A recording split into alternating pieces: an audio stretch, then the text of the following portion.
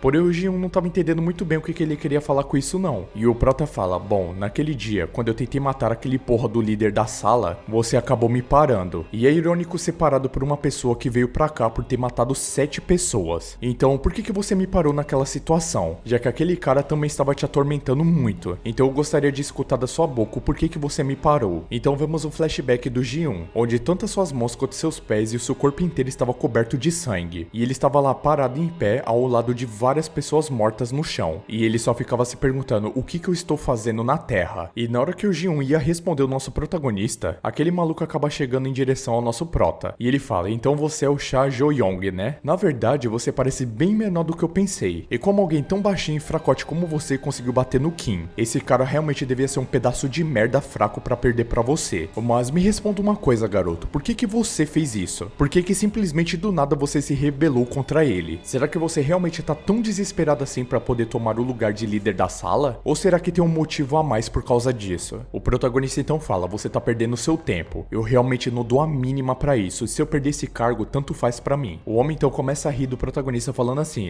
garoto, você realmente tem um jeito merda de falar com os outros, não é? E você sabe o que eu odeio na maioria das pessoas? São pessoas arrogantes como você que não sabe aonde vocês pertencem. Então deixa eu ensinar você, garoto, como se faz. O cara então dá um socão no estômago do nosso protagonista. E depois pega a cabeça do nosso protagonista e já tava pronto pra dar um socão na cara dele. E ele fala, o que acontece com o cão que ousa morder o seu dono? E na hora que ele ia acertar o soco do nosso prota, aparece um guarda do lado das grades. O cara então para, bom, parece que esse guarda me pegou em cheio. O homem então fala que aquilo tudo era apenas uma brincadeira, que não passava de uma brincadeira entre amigos. E é dito assim, garoto, você sabe o que tá acontecendo? Como líder da sala, você pode lutar o quanto você quiser, sobre o contexto de manutenção da ordem do local. E essa é uma das regras desse centro de detenção juvenil. Então agora eu acharia melhor você lutar. Porém o cara começa a espancar muito o nosso protagonista e ele simplesmente não revida. O que deixa o Ji-un muito impressionado do porquê que o garoto não tava revidando. O Jong-chan então acaba jogando o nosso prota contra as grades da cadeia. O homem então fala, você é tão fracote que nem consegue revidar um golpe em mim. E bater em você não é nada divertido. E assim que ele arregaça as mangas da camisa, dá pra ver uma tatuagem no seu braço. E quando o nosso protagonista acaba olhando com muita atenção para o braço desse cara, ele percebe que era um dragão. E assim, na hora, o nosso protagonista se lembra de quanto ele era espancado pelo seu próprio pai. E a única coisa que ele conseguiu olhar era no peito do seu pai aquele dragão estampado. Que por sinal até parece o Kaido de One Piece transformado, velho. O Jong-chan então fala assim, bom, ao julgar pelo seu tom rude de falar, parece que você realmente não tem medo de nada, não é? E não me diga que você fez tudo isso por causa daquele acidente inútil. Aquele acidente de merda com um caminhão. Porém, nessa hora, meus amigos, que ele fala do acidente, o nosso prota simplesmente vira uma bicuda na cara do maluco. O prota então acaba jogando ele no chão com muita força e pegando o braço dele e torcendo pra trás. O cara então fica perguntando como que esse bastardo conseguiu fazer isso com ele. O Prota então muito sério fala assim, repete isso que você disse. E o cara só conseguia se perguntar que diabos é esse bastardo. O Prota então começa a dar vários chutes na cabeça dele e o cara fica gritando desesperado pra deixar ele ir embora. Porém o Prota fala que ele está morto dessa vez. Bem nessa hora então o nosso Prota acaba segurando o braço do cara com muita força. Justo o braço que tinha aquela tatuagem. O cara então se pergunta o que ele ia fazer com o seu braço. De repente então nosso Prota sem nenhuma piedade acaba quebrando brutalmente o braço daquele cara. O protagonista então fala, desde que eu era muito jovem, a única direção em que minha raiva era perdida e poderia ir era em direção aos olhos desse maldito dragão. A cena então muda para duas senhorinhas e elas estavam falando assim, ei, eu ouvi dizer que o pai daquele garoto é um gangster. E a outra fala assim, bom, parece que aquela criança está intimidando alguém e ele será uma má influência para esse barro. E o protagonista apenas fala assim, bom, fique calmo, foi nisso que eu sempre fui melhor. Quando o protagonista estava chegando perto da porta da sua casa, ele começa a escutar vários gritos de uma voz diferente da sua casa. Assim então o protagonista corre em direção à porta e abre ela o mais rápido possível. Quando ele abre a porta, o seu pai estava lá numa pose bem intimidadora e estava tudo bagunçado na casa. E ainda mais tinha uma garota deitada no chão. O pai do protagonista então fala assim, bom filho, você chegou bem na hora. Essa garota aí é sua amiga? E a garota que estava no chão era da Yun. O pai do garoto então fala assim, bom, ela acabou entrando na casa de outra pessoa e fazendo observações ousadas. Ela disse que se eu tocar em você mais uma vez, eu iria se ver com ela. O homem então fala assim, e depois dessas palavras ousadas, eu tive que repreender ela um pouco. E nisso o Prota tava tentando se manter o mais calmo possível, controlando muito a sua raiva, já que a sua melhor qualidade era o quanto ele conseguia ficar calmo em situações assim. O pai do Prota então fala assim, bom, diga para essa garotinha que se ela repetir isso mais uma vez, eu vou ter que mandá-la de volta para casa onde na verdade estão a mãe e o pai dessa garota. E meus amigos, na hora que o cara fala isso, o Prota simplesmente não consegue controlar sua raiva e parte pra cima com tudo do pai dele. E meus amigos, o Prota não bateu nele não, o Prota massacrou o pai dele em uma arte muito forte. E depois daquele dia que ele não conseguiu ficar calmo, o pai dele acabou entrando em estado vegetativo. A cena então muda pro pai dele já deitado lá em estado vegetativo. E o homem fala, bom, ele tem poucas chances de acordar novamente. A menos, claro, né, que um milagre aconteça. E o Prota apenas conseguiu olhar para a tatuagem do peito do seu pai, que era aquele dragão. O Prota então suspira e fala, bom, tudo bem, parece que finalmente teve um fim. A cena então volta para o presente lá no presídio, onde todos os detentos estavam observando o que o Prota tinha feito. E todos eles estavam falando que o nosso Prota era realmente maluco. Ele mal tinha saído daquela cela e já queria voltar para lá de novo, já que ele continuava cometendo alguns tipos de delitos ali dentro. O Prota então estava olhando o corpo destroçado do maluco enquanto ele olhava a tatuagem dele. Assim então os guardas falam, o tempo de exercício acabou. Prisioneiros, por favor voltem para os seus quartos. E nisso, da janela lá do alto, tinha uma pessoa observando todos os presos. E o cara fala, bom, não está um pouco barulhento demais lá fora? E é dito, talvez seja porque esse é o lugar onde muitas crianças com muita energia se reúnem. Um cara então fala assim, a propósito, eu estou feliz que você pareça saudável. Ouvi dizer que você acabou de sair do hospital, certo? E se você tiver qualquer inconveniência, sinta-se à vontade para me avisar. E eu tentarei fazer o melhor por você. E o nome do cara era Kaion Chang-so, e ele era o diretor da prisão juvenil. O homem então fala, bom, por falar nisso, quem que você está aqui para conhecer? Assim então o homem acaba dando um sorriso. A cena então muda para a cela do nosso Prota, onde todos eles estavam de joelhos. E todos eles estavam um pouco nervosos ao estar na presença do nosso Prota. E nisso o Jun estava escrevendo no seu diário que aquele foi um mês absurdo. E ele fala, bom, eu acho que eu vou ficar junto nesse quarto com um cara realmente muito absurdo. De repente então o guarda acaba chamando o nosso protagonista, pedindo para ele chegar até a porta, já que ele tinha um visitante. O que acabou surpreendendo muito o nosso Prota, já que só quem visitava ele era sua amiga. E no corredor o Prota estava se perguntando, quem que será essa pessoa que quer me visitar? A minha mãe já se foi quando eu era muito jovem, e todos os meus parentes estão me impulsionando. Então quem será que é essa pessoa? Eles então chegam até o escritório do diretor da prisão, e o Prota se pergunta por que ele estava ali. O homem então fala, bom, faz muito tempo em que a gente não se vê. O Prota então acaba olhando para aquele homem que estava no meio das sombras e só consegue lembrar do seu pai, da sua figura imponente e macabra. O homem então fala, foi realmente ver você fazendo tudo isso ao vivo, meu bom e velho filho. E o nome do pai do nosso Prota era Cha Gang-yong. Nisso, nosso Prota não conseguia acreditar que o desgraçado do pai dele ainda estava vivo. Mas é aquele velho ditado, vaso ruim não quebra. O homem do lado do nosso Prota começa a debochar do Prota, falando,